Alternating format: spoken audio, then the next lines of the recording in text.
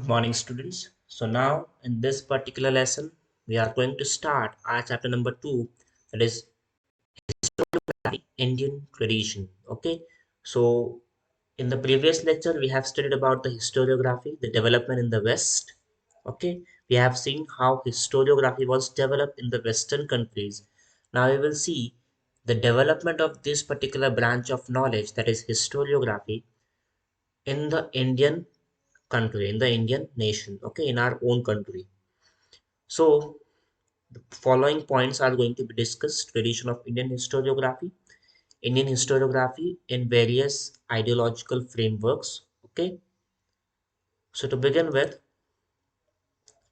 tradition of Indian historiography. Okay, we learned about the Western tradition of historiography in the last lesson. Okay, in this lesson, we will know about the tradition of Indian historiography.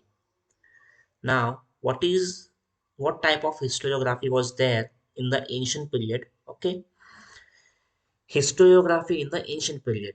In the ancient period in India, memories of the great deeds of ancestors and mythological lore, also memories of social transitions, were preserved with the help of oral recitals.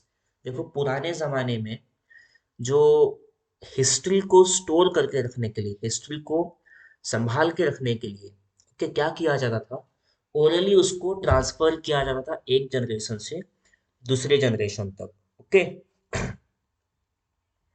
Now, the inscriptions on the Harappan seals and other artifacts confirm that Indians had mastered the art of writing as early as the third millennium BCE, that is before Common Era, or perhaps before that. देखो जो भी material sources हमारे पास है, history को study करने के लिए तीन सोर्सेस होते हैं. ओके. सो कौन कौन से सोर्सेस होते हैं जिससे हम लोग हिस्ट्री को स्टडी कर सकते हैं? एक तो पहले ओरल सोर्स हो गया. Okay, which is not that much precised source. Okay, then written sources आता है. जो written sources हमारे पास होते हैं, मैन्युस्क्रिप्ट जो अवेलेबल है हमारे पास, ओल्ड बुक्स जो अवेलेबल है, उनसे जो हमें नॉलेज मिलती है उसका हम लोग इस्तेमाल करते हैं हिस्ट्री को स्टडी करने के लिए. और सबसे इम्पॉर्टेंट सोर्स जो है जिससे हम लोग हिस्ट्री को स्टडी करते हैं आराम से, वो क्या है? मटेरियल सोर्स है. क्या है ये? कि मटेरियल सोर्स है. सो मटेरियल सोर्स जो है वो बहुत इंपॉर्टेंट सोर्स होता है. सो जो ओल्ड कॉइन्स या फिर जो फोर्ट्स हैं, मॉन्यूमेंट्स हैं, जिनके ऊपर कुछ ना कुछ लिखा हुआ भी है, उन सबको हम लोग अगर देखते हैं, ओल्ड मॉन्यूमेंट्स को देखते हैं, ओल्ड आर्टिफैक्ट्स को देखते हैं, तो हमें क्या समझ में आता है कि कला के क्षेत्र में, okay, in the field of art, Indians were completely developed. Okay, and that too very much early.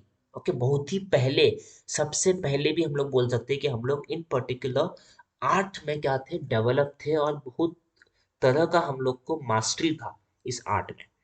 Okay. However, the Harappan script is not yet successfully deciphered.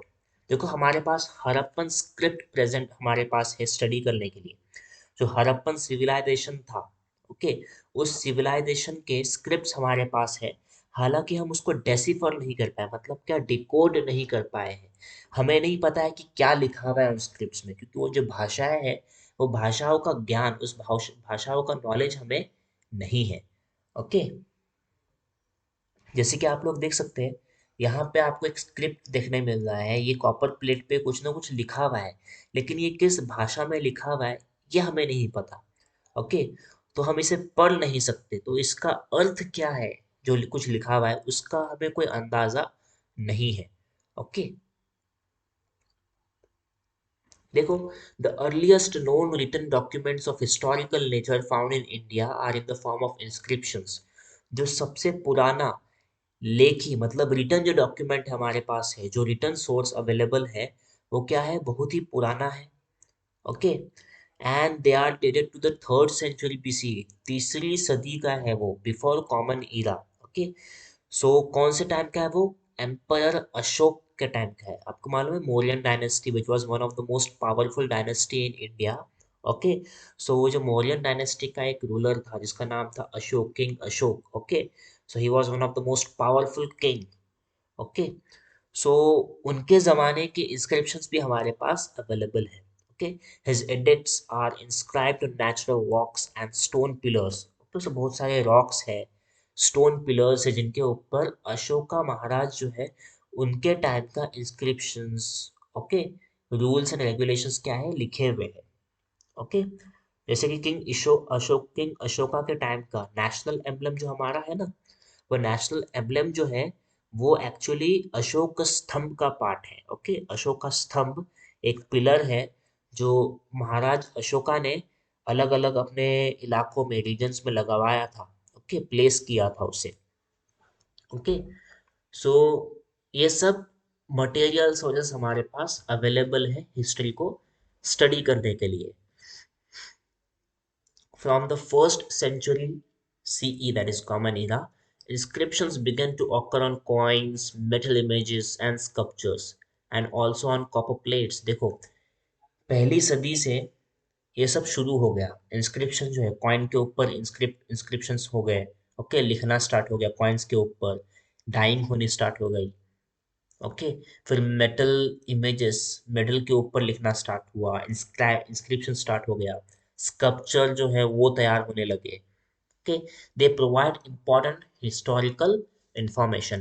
We get to know about the dates of various kings, dynastic genealogies, territorial extent, and administration of various empires and kingdoms, and also important political events, social organization, climate, famines, etc.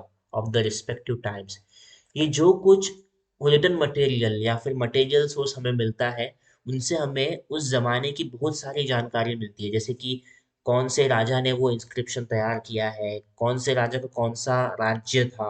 Okay, वो कब कितने समय के लिए उस राजा ने उस देश के ऊपर या फिर उस इलाके के ऊपर राज किया है। ओके, कितना बड़ा उसका किंगडम था, किस तरीके से वो एडमिनिस्टर करता था अपने किंगडम को। ओके, इम्पोर्टेंट पॉलिटिकल इवेंट्स क्या होने के उसके किंगडम में, कौन कौन से ऑर्गेनाइजेशंस थे, किस टाइप का क्लाइमेट था उस टाइम पे, कौन कौन से एग्रीकल्चरल प्रैक्टिसेस वो लोग परफॉर्म करते थे। ओके, फेमाइंस के बारे में वो लोग लिखते थे। ओके, मतलब सूखा पड़ा है या फिर बहुत ज़्यादा बारिश हो रही है, सैलाब, तूफान, वो सब के बारे में भी वो लोग अपने उस पर्टिकुलर सोर्स में क्या करते थे, इंक्लूड करते थे वो इन्फॉर्मेशन भी।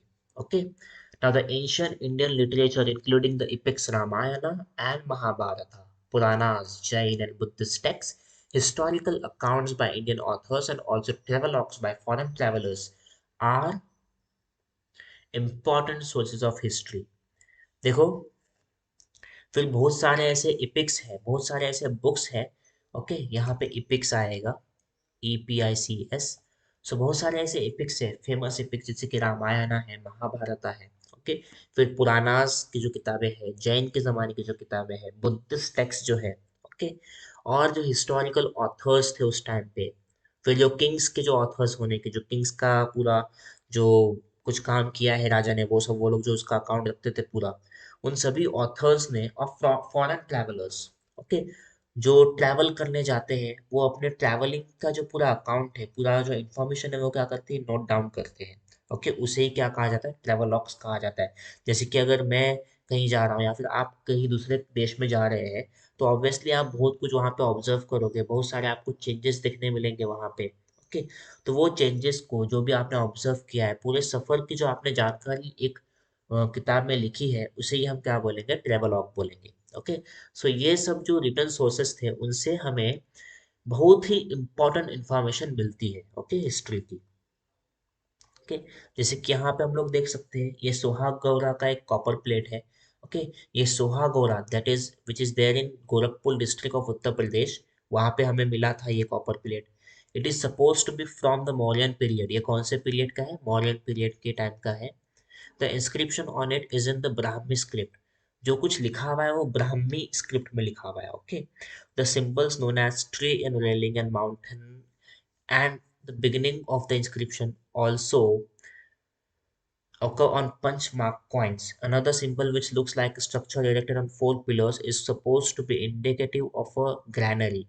The inscription records a royal order that the grain stored in the granary should be distributed carefully. It is supposed to be suggestive of precautions taken in the times of famine. Okay.